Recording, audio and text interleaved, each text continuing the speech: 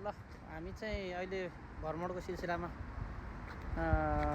हिबिया coin Japan टोकियोको चाहिँ हिबिया कोइनमा आइपुगेका छौँ।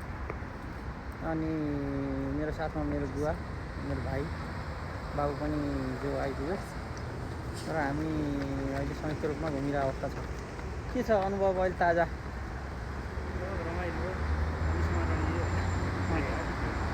बुवालाई चाहिँ कस्तो अनुभव भइरहेको छ? होइन यो अब कोइन देख्दाखेरि कस्तो